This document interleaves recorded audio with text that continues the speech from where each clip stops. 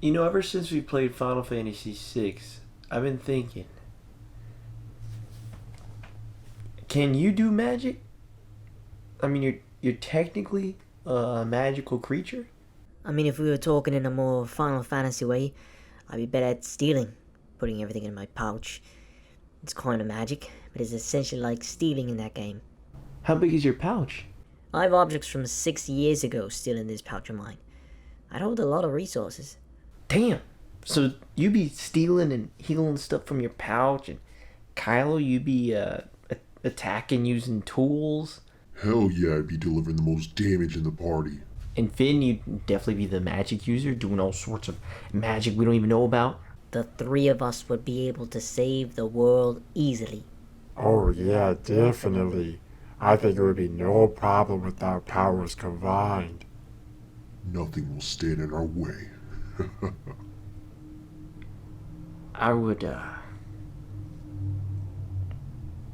be nobody. Yeah. Wouldn't be able to help at all. Just kind of puts into perspective what you three are capable of and what I'm not. I mean, there's probably something. I don't know. You look at Rome in the game, and she's 10 years old, attacking and painting. I can't even paint.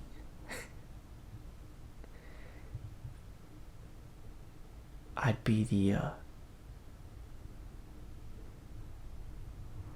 the background townsfolk that dies.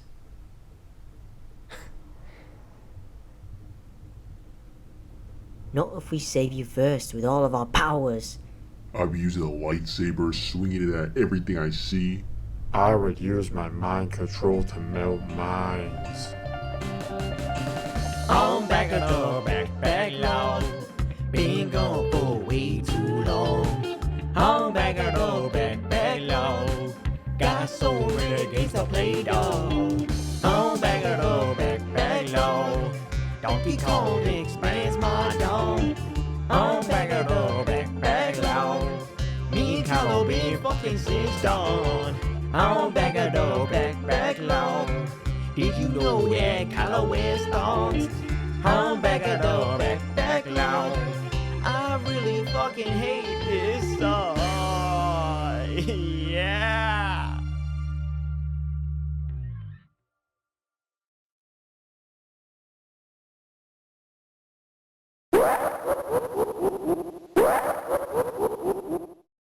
What is up, guys? It is Robert of Gaming with me, and welcome to Back at the Backlog, the series where we take a look at the games that I recently beat off my backlog. Today's episode is on the game Final Fantasy VI.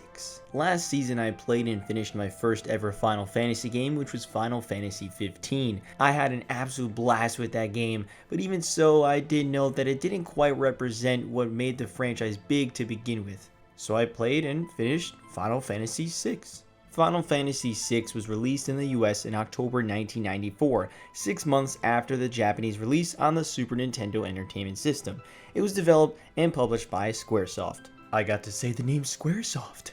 Yes, this was before their merger with Enix to make the brand that we now know as Square Enix. Also, yes, your eyes do not deceive you. That says Final Fantasy III, but this game is Final Fantasy VI. The US didn't get the original releases of Final Fantasy II, Final Fantasy III, or Final Fantasy V. So since they called Final Fantasy IV Final Fantasy II in the US, they decided 6 should be called Final Fantasy III, so there's no confusion. And then they went on to keep Final Fantasy VII how it is. Yeah, that could be confusing. Later versions of Final Fantasy VI in the US eventually kept the 6, starting with the PlayStation version in 1999. I played this game on the Super Nintendo Classic, 27 years after its original release. This game is almost 30 years old. Damn! Final Fantasy VI is widely considered to be one of the greatest games of all time, which definitely sets an expectation. It's hard to not think about as you start to play, but I really don't like to go into games with such massive expectations, so I try not to. With that aside though, did I think this game was even good? Well, let's talk about it. Let's talk about the story first.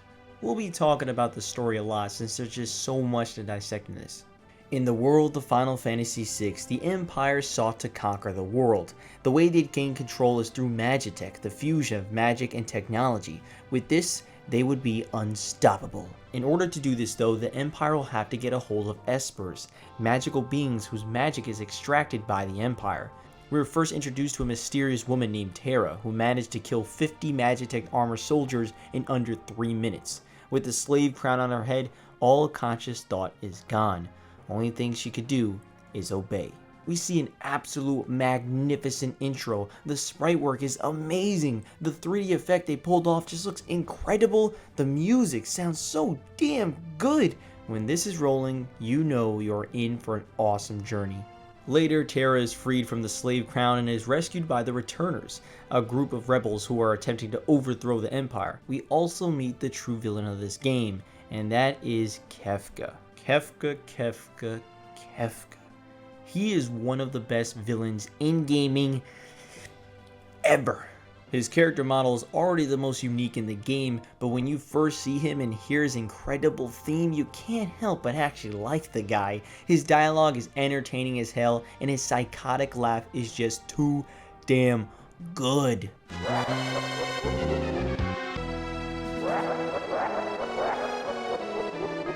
I could listen to that laugh all day. It is so damn good. Kefka steals the show every time he is on screen. He is an absolute menace to this world though, causing murder and destruction everywhere in his path. No one is safe with Kefka. Man, woman, child, animal, doesn't matter. Kefka kills for fun, and there's a whole army backing him. So yeah, the Returners had to do something. Would you join the Returners? Me? No. Wow, what the hell? You let Kefka continue killing? Bro, what the fuck am I gonna add to the party? What a pussy. Dude, I would get killed in an instant. I'm sorry I can't shapeshift or control minds or whatever. Can't even use a sword? No. Wow, that's really sad. Thanks.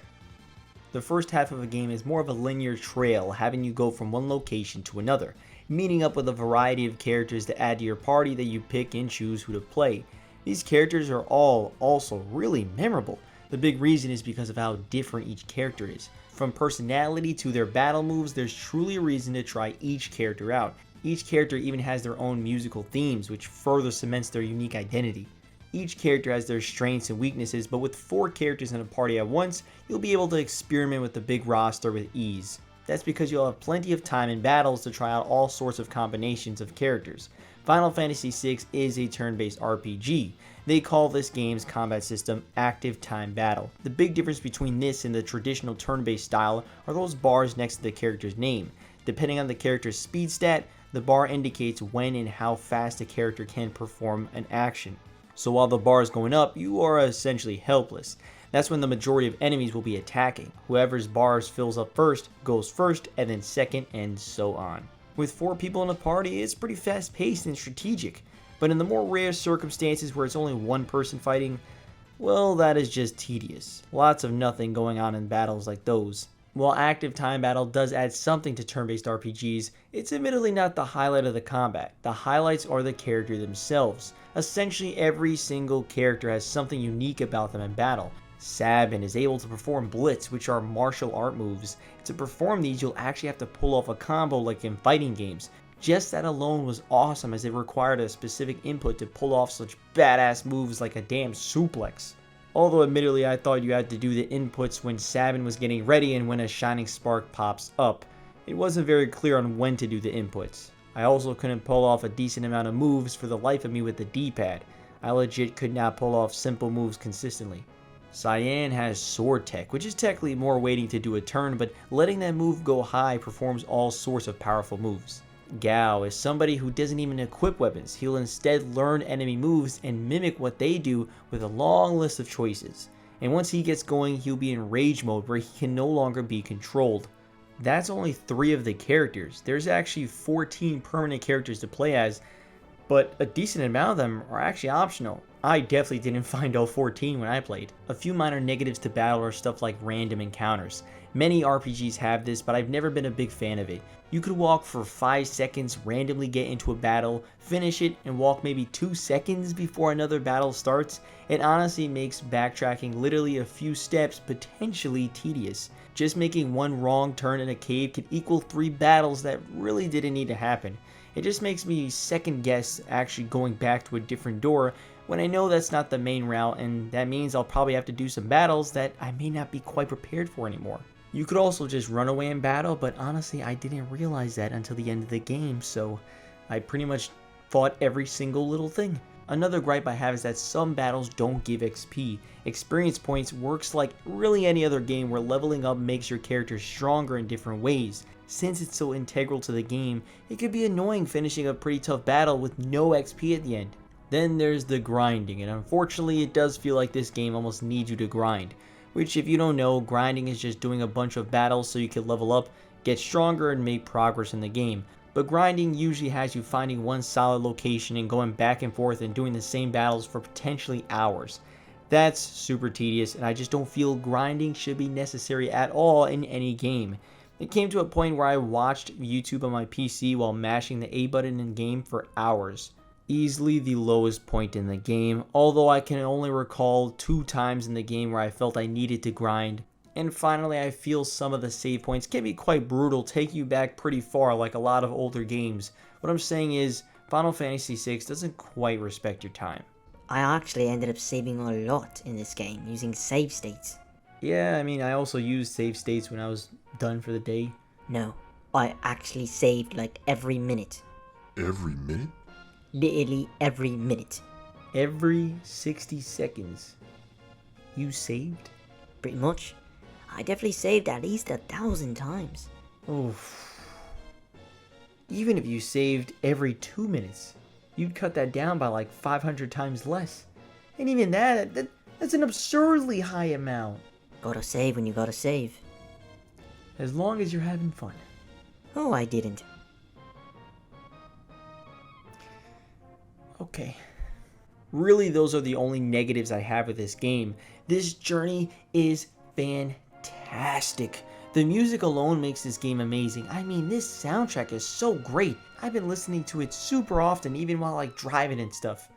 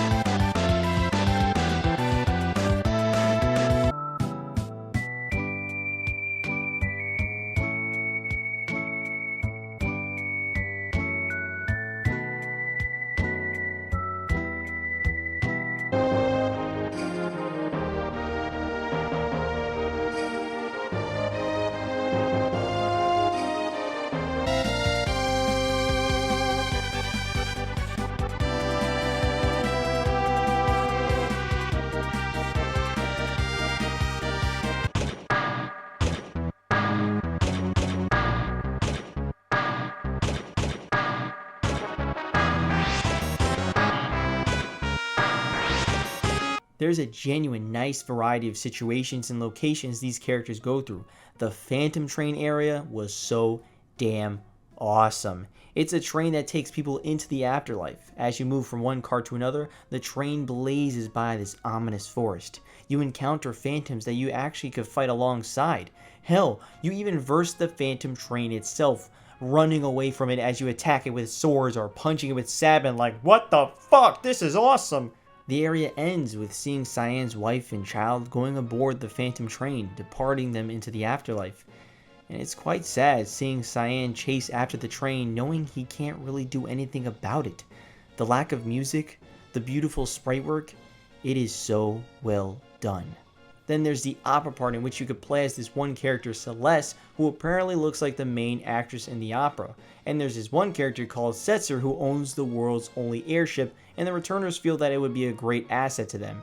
Setzer plans on capturing the main actress and make her his wife, so they decide on having Celeste pretend to be the main actress, get kidnapped, and convince Setzer to use the airship for the returners. This section is a lot of fun, as you have to memorize the opera script in order to convince the audience that Celeste is actually the main actress and not some look-alike that she truly is. Not only that, but this recurring bad octopus thing named Ultros comes to drop an anvil on Celeste, so the others have 5 minutes to get to Ultros and kick his ass. The music, the scenario, that whole section is just so damn good. Eventually you can fly Setzer's airship everywhere, and it is a lot of fun. I spent some time just flying around in the world. Not only is it very convenient to just fly around, but it's a blast. The music is catchy, the way everything looks 3D is just super impressive. It's just ultimate satisfaction being able to breeze around in the air whenever you want. All these locations are incredible looking, easily some of the best visuals on the Super Nintendo I've seen so far. All the environments and its small details stand out as just masterful pixel artwork. I'm now going to talk about some pretty major stuff that happens in the game, just to let you know. When all the party members are together, the next step is to stop Kefka. Well, Kefka is in this place called the Floating Continent, which is exactly in the name. It's a floating continent. He's looking for these 3 statues that are essentially gods of magic, the ones that created the espers the Empire desires. The floating continent was a pain to navigate through, as it was a constant barrage of enemies and a maze-like structure, which meant backtracking a lot, and I already told you how I feel about that. Regardless, getting through felt great, and seeing Kefka and the Empire's Emperor was even better. It was time to face these two and end their plan for destruction. The Emperor wants to use these 3 statues for world domination, while Kefka goes off rails and starts demanding power from the statues. The Emperor warns Kefka that he's nuts to try to mess with the statues and try to revive them back. At this point, the Emperor sees how far Kefka has gone down and attempts to kill Kefka, but fails due to the statues absorbing the magic. Kefka ends up commanding the statues to kill the Emperor, and does. Kefka casually tosses him off the floating continent and starts moving the statues, which destroys the statues' balances. Messing with statues, these gods, disturbing their balance triggered a huge magical shock, destroying the floating continent. The group would have 6 minutes to get off the continent before it all crumbles. Facing enemies is nerve-wracking during this point, but it's actually very generous with that time. Getting on the airship proves not to be very helpful, as Kefka's moving of the statues causes a massive magical destruction, splitting the world apart. Continent shifting, people dying and falling off the face of the planet all over. The returners all fell separated once again. Kefka caused the world to go to ruin. Just when you think it's over, the journey continues and takes a very, very dark turn. Kefka has won. The world is in ruins. The atmosphere glows like a burnt world sitting in ash. The tonal shift is drastic. The only character you play as is Celeste, knowing you have to find everyone else and truly stop Kefka, if that even is possible. Wait. The game actually continues? You aren't making this up. No, legit, this is the second half of the game. Are you joking? Did you not beat it? Damn, I guess not. I thought the game ended there. But how? It literally continues with this whole Celeste thing. I'll be honest. Once that cutscene with the world gets torn, it goes dark, I immediately turned it off, convinced that was the end.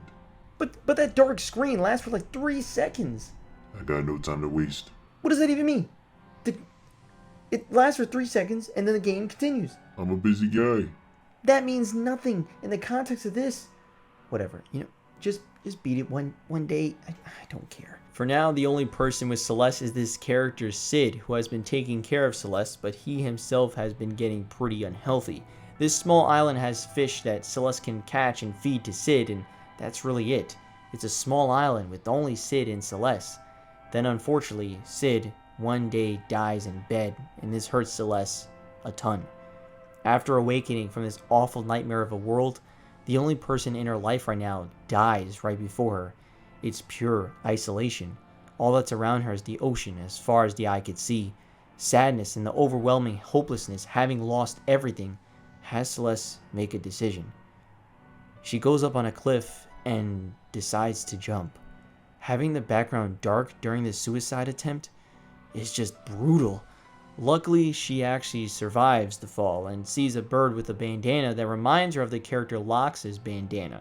It's at this point hope is given to her and her mission to find the others begins. Talk about super fucking dark, holy shit! World destruction, mass deaths, and suicide. Super touchy themes in a Super Nintendo game in 1994. I was not expecting that, but Square fucking went for it. And they did it perfectly. My jaw was wide open for some of these scenes. This depressing atmosphere that they went for in the second half is done so well. The world of Ruin is awesome to explore. Seeing the destruction Kefka caused to literally every single area in this game is just so incredible and ahead of its time. The main objective of this second half is to go from one area to another, recruiting your party members back together again. What's really interesting is that you now have the freedom to essentially go anywhere you want, whenever you want. That includes pretty early on Kefka's Tower, the final area of the game. There's just a lot of really innovative game design choices that no one was really doing back then. Hell, barely nowadays. Now, I didn't head into Kefka's Tower until I found a decent amount of characters. I ended up with 10 before going to the tower. For one, I knew I need some people, as I saw you'd need 3 groups. But also the game was so great that I wanted to continue to see as much as I could. There is an absolute ton to this World of Ruin. So much of it is technically optional, but you'd be missing out on some great content and also very helpful weapons. If you find a lock and head to the town of Narsh, you'll be able to unlock doors, including one featuring the Cursed Shield. What does this Cursed Shield do? Well, for one, it puts all sorts of bad shit on you during battles. It inflicts doom, silence, berserk, confusion, and sap all at once. It also lowers your stats a lot. Essentially, it makes your character literally unplayable. It's horrible. Although if you have the Cursed Shield equipped for 256 battles, it then turns into the Paladin Shield, which is the best defense in the game. How in the world would you know that without looking it up? You gotta be a very patient person to keep that equipped for so long, not knowing what it'll do or how long it'll take. It took me 2 hours, and that was doing it in the quickest area possible. It's optional, but it's super worth it for one major reason, other than it being the best defense. It teaches whoever has it equipped the magic Ultima.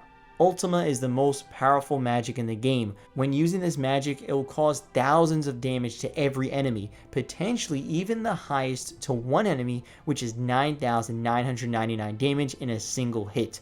Although it teaches a single character Ultima very slowly, maybe a little less than 100 battles. This was the part of the game where I grinded a lot, giving every party member Ultima and leveling up everyone to about level 60 to 65. I'll admit it was a decent amount of hours, and I don't think I needed to do all that because when I got to Kefka's Tower, no one was able to fuck with me and my Ultimas and level 65 badasses. But before Kefka's Tower, there are still more cool moments, like when Gao meets his supposed father. Gao is a character with a pretty sad past, being abandoned as a baby in the Veldt, a location that is essentially just plains and animals. Gao grew up mimicking monsters since that was the only contact he had with things. It's funny seeing his character in dialogue, barely being able to talk, delivering some funny lines, but it is really fucked up when you hear why he acts and talks like he does. The group decides to dress up Gao all nice and teach him manners before heading back to the father, which is a lot of fun to see. However, the fun stops when the father doesn't believe that Gao is his son and insults this demon baby he used to have. Sabin wants to beat the shit out of the father for saying these things about Gao, but Gao stops him and just leaves. Outside, he says, "Father, alive, happy." It's a really nice and honestly sad moment, and it's crazy to think that this is optional. The way you recruit all these party members again is just a lot of fun. Seeing how everyone has been dealing and handling essentially the end of the world was fascinating. Someone like the character Edgar starts pretending to be someone else called Jared, having to follow him to multiple locations until he finally reveals why he's been hiding his Edgar identity. Terra is at a ruined town, seeking shelter, watching over a ton of kids. And there's also this pregnant teen couple who's having a hard time dealing with having a child soon. Again, Super Nintendo game in 1994 dealing with teen pregnancy. Fucking hell. Terra doesn't feel like she's capable of taking on Kefka. She'd rather not fight but stay and just protect the children. Then there's this character Realm who is deep in an area filled with paintings that you have to battle. This was one of my favorite areas, seeing all these paintings come alive just so I could kill those bastards. Every character has something going on, and it is truly well thought out. Finally, let's talk about Kefka's Tower. Having 3 separate groups was quite an interesting way to end off these dungeons. This dark, grimy place will indeed test you with a bunch of enemies and bosses. With these 3 groups, you'll have to work together to open doors and paths for one another. All 3 groups were fairly strong, but the group with Terra, Edgar, Cyan, and Sabin were absolutely unstoppable. They were equipped with all sorts of the best shit. After versing many creatures and working together, finally the group faces Kefka. Kefka is more powerful than we've ever seen before, being able to levitate and throw around others like nothing. The group tells Kefka that even in this dead world, they never stopped loving. They never stopped experiencing joy, and that's because of one another. One by one, each character tells Kefka their hopes, dreams, their loves, their reasons to keep going on in life. They tell him that there will always be more people and more dreams, more lives that live on. Kefka tells them that he is here to destroy any and everything. He says he'll make a monument of non-existence. Then finally, the battle begins. You actually pick the order of the battle, and yes, all these characters are fighting in this single battle. Shows how intense it'll be. All I gotta say right off the bat is, look at this fucking sprite work! Looks epic as hell! The first phase of the battle has you versing this giant jacked beast-like creature. The music is intense, and I did what I was training everyone to do. Ultima, Ultima, Ultima! All this Ultima caused so much damage, eventually taking out this first phase while unfortunately losing Gao in the process. Once enough damage is dealt, the camera shifts up the insane monster intestine looking thing. The second phase begins with a few humanoid demon looking creatures, and I continue to do exactly what you were thinking. Ultima, Ultima, Ultima! With every character able to do such high damage, those damn things had no chance, although another character, Gogo, did die. Shifting over to a third phase brought the group to the end of this giant weird tree thing. The only thing standing between them and Kefka is this nun's floating head and a jacked guy sitting down. Of course, everyone did Ultima until these 2 ultimately died. Sorry I had to say it. Then finally, shifting one final time to what looks like the gates of heaven, an absolute massive and menacing Kefka comes down, and it is time. He tells them, life, dreams, hope, these things I'm going to destroy. If all dies in a phase, the next character in rotation doesn't come out. They only come out during the transition of a new phase. So what you have with Kefka is the final 4 members you'll fight with. It comes down to Sabin, Celeste, Setzer, and Realm. One battle to take back the world. First off though, the sprite work. Look at Kefka, god damn, that's amazing. Yes, I did exactly what I needed to do. Ultima, Ultima, Ultima! Also a lot of reviving health because Kefka has an attack called Fallen One, which takes everyone's health down to 1, which is bullshit, but whatever, because joke's on him. I taught everyone in my party Cure, which recovers health, so I went from 1 back to multi-thousands. One Ultima after another. Kefka uses Goner, killing Realm in the process, but Sabin does one more Ultima, dealing that massive 9,999 damage, and Kefka is defeated, slowly dissolving into his favorite thing, death. This was my 3rd attempt, so I didn't get it my first try, but I was definitely overpowered, which I suppose I should be though, considering I was taking out the one who ruined the world. I couldn't let that bastard go out easily. That final boss was awesome. All the separate phases, the atmosphere, music, sprite work, absolutely amazing and definitely very, very memorable. Kefka's tower is falling apart and the group has to quickly get off. We see them getting off, but in a different way. It's pretty much like the credits for the cast. Each character is given a little time to shine, helping out in some way to escape. It's a lot of fun and also feels a bit sad seeing the end of these amazing characters.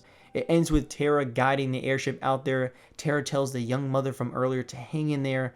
Terra managed to land back on the airship after her power was quickly fading thanks to Setzer's flying abilities. The world is saved. They are all together on the airship with the mission complete. And just like that, the credits roll. I will admit I do wish there was just a little bit more to the ending considering how long you were with these characters. I feel like it just sort of ends abruptly. I just wanted a tiny bit more, even a final few words from Kefka or something. That was Final Fantasy VI. It was an absolutely fantastic game. The variety of situations you go through, the fun combat system, the memorable characters, it is definitely one of the best RPGs I've ever played in my entire life. Which, to be fair, if it's one of the best in its genre, that also puts it pretty high up there in the overall games list, if you know what I'm saying. Yeah, I don't care about the grinding aspect and whatnot, but overall as an entire package, having played like 50 hours of it, it completely blows me away thinking back on all the stuff they crammed into this adventure. There's so much more that I could talk about, but we'd be here all day. Just know that there's so many more locations, music, gameplay aspects to the game that adds to the overall experience that truly makes it an RPG masterpiece. Overall, I'm going to give Final Fantasy VI a alright, I get why you guys like this game so much, out of 10. That was a journey. Characters' names who will stick in my mind for many decades to come. The music, the themes, the game design innovations, the fun, it's all there. If you haven't played this game yet, definitely do. One day. It's a must play for sure. I definitely understand why people still call this the best Final Fantasy game. Well, what will be the next Final Fantasy game I play? I don't know. Only time will tell. Pretty cool to go from not having played a single game in the franchise to finishing 2 in the same year. And I love them both! That'll be it for today though. Thanks so much for watching. Share these around as these take so long to make. Have you played Final Fantasy VI? Did you like it? Did you not like it? Let me know down in the comments below, and I'll see you guys next time. Final Fantasy VI was an epic unlike any other, but it is officially out of the backlog.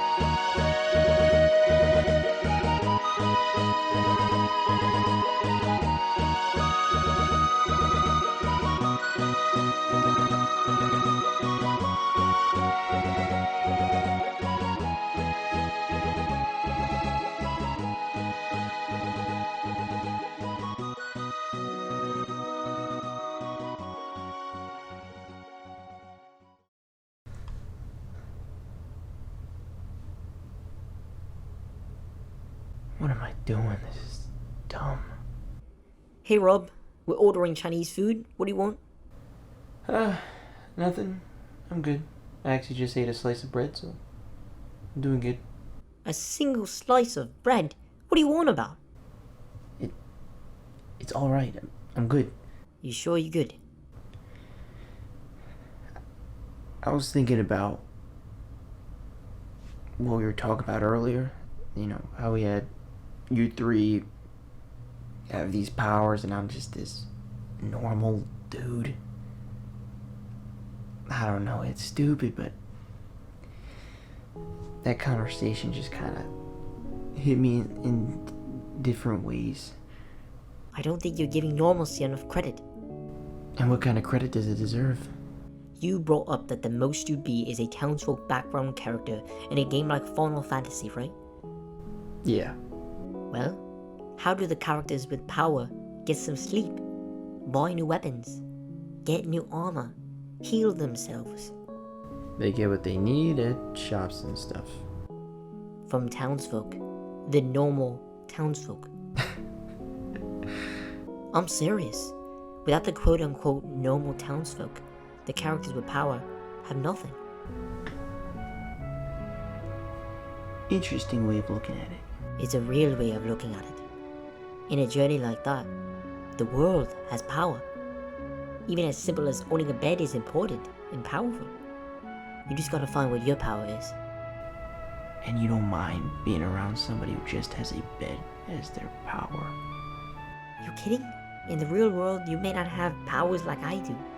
You may not be strong or have good fashion taste. You may be a bloody idiot. You can't cook. Blind without glasses. Don't get a lot of views in your videos. Undesirable to a lot of people. Bro, your point? Look, point is, I love coming here every month and sharing a new gaming experience with you. Friendship. This friendship is true power. And no Kefka could take that power away from us.